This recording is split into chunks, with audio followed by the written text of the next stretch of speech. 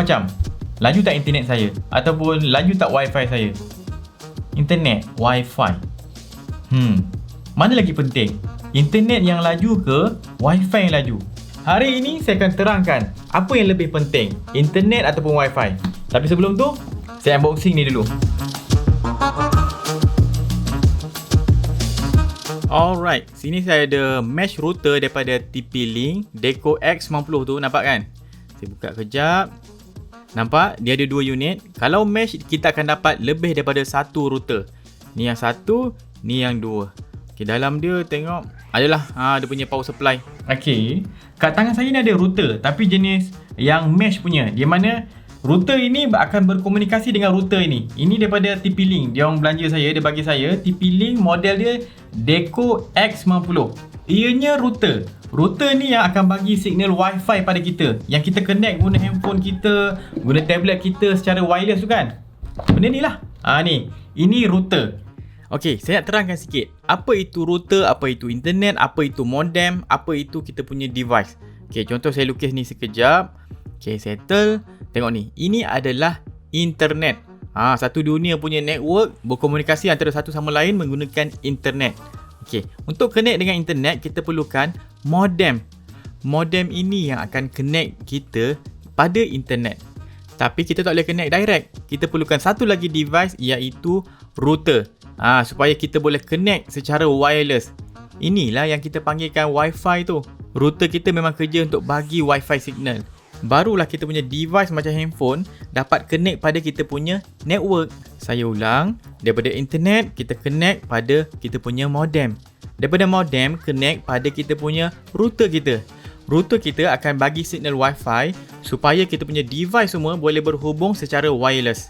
Nampak tak beza dia? Router kita ataupun wifi kita tu hanyalah jaringan setempat, local network. Kalau dalam rumah kita ada 10 orang yang connect pada kita punya wifi, itu kita punya local network kita. Internet pula dia atas lagi. Dia bukan jaringan antara kelompok kecil tu je yang dalam local area, bukan. Kalau internet, jaringan antara kita dengan dunia luar. Itu internet. Kalau wifi, ianya hanyalah jaringan antara kita dalam satu rumah ni yang gunakan satu device router yang sama. Kat situ jelas beza dia kan? Sekarang kita compare pula wifi laju dengan internet yang laju. Wifi yang laju bermaksud kita punya device dengan kita punya router ni connect pada kelajuan yang tinggi. Laju, baru wifi kita laju. Device kita semua ni connect pada satu rantaian network. Andai kata device A kalau nak connect pada device sebelah tu, kita kena lalu kita punya router, baru dapat connect pada kita punya device B. Itulah dia wifi. Makin laju sistem wifi kita, makin laju hubungan antara device-device dalam kita punya network. Sekarang modem. Modem ni akan connect pada kita punya internet. Internet yang laju bermaksud kita punya connection antara modem dengan internet ni laju. Ini sistem wifi kita. Kalau laju pun dekat dalam itu sahaja. Ini kita punya internet, bergantung pada pelan internet. So nampak, kalau kita nak wifi laju, kita hanya perlu upgrade kita punya device. Sebabnya ianya adalah local, kita boleh control. Tapi kalau nak internet laju, kita tak boleh simply upgrade kita punya equipment saja. Tak boleh. Sebabnya kita nak connect pada dunia luar. Ianya bukan terhad pada kita punya device saja. Kita akan terhad pada kita punya kemampuan connection internet kita tu, yang diberikan oleh kita punya ISP, Internet Service Provider. Macam Streaming, Time, Mesti, Celcom, ikutlah apa broadband yang kita nak pakai. Diorang tu adalah ISP, Internet Service Provider.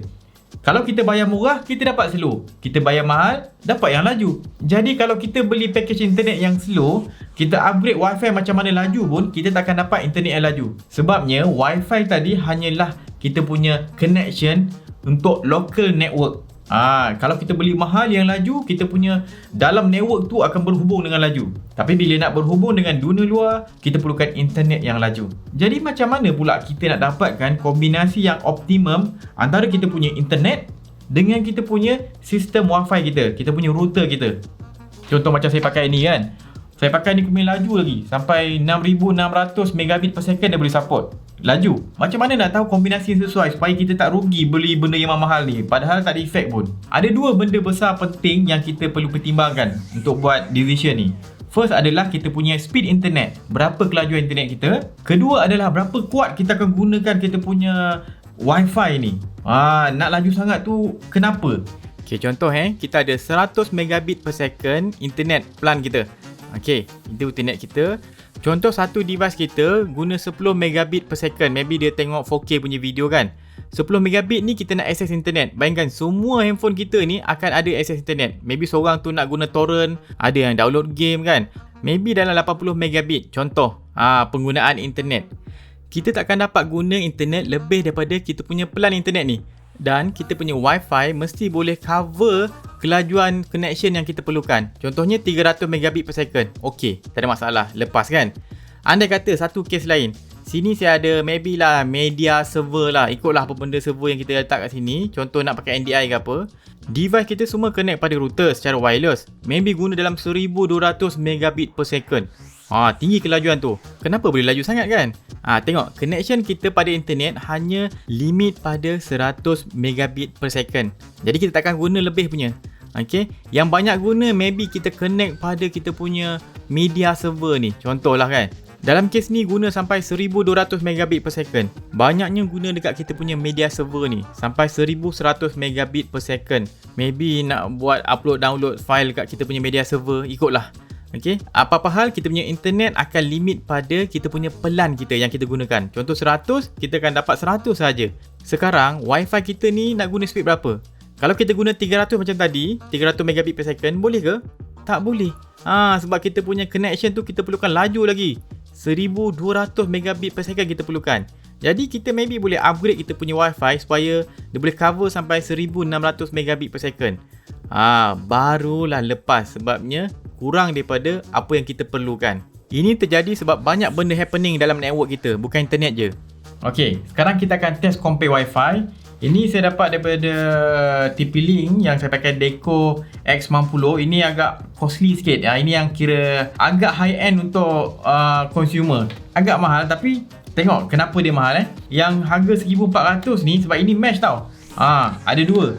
Jadi saya boleh connect satu dekat tingkat bawah, satu tingkat atas. Contoh saya boleh buat macam tu supaya satu rumah saya boleh dapat. Ini sesuai untuk rumah yang besar dan inginkan internet yang laju.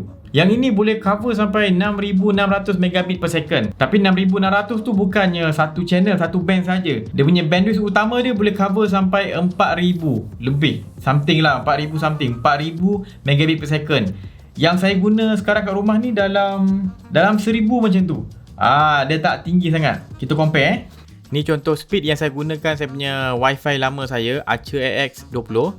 Tengok tu. Download, upload. 600 download, 400 tengah untuk upload. Dia punya ping 9, jitter dia sikit je, 0.42. Sekarang kita akan try yang ni. Yang pakai kita punya mesh ni, sistem mesh. Kita tengok dia pergi macam mana. Go. Saya gunakan server yang sama nampak tu. Jitter tu ada beza sikit kan.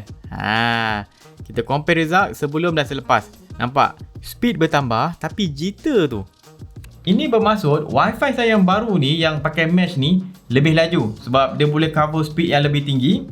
Okay, dah terbukti. Dua-dua router yang saya guna ni memang Wi-Fi 6. Yang sebelum, yang tadi tu saya pakai yang hari tu punya saya buat video kan. Harga dalam 200 lebih ke 300 macam tu lah. Yang ini mahal sikit, lebih 1000. Tapi dia boleh cover speed yang lebih laju. Okay, itu bab speed. Dia punya upload dengan dia punya download memang cun. Cantik, memang lagi laju.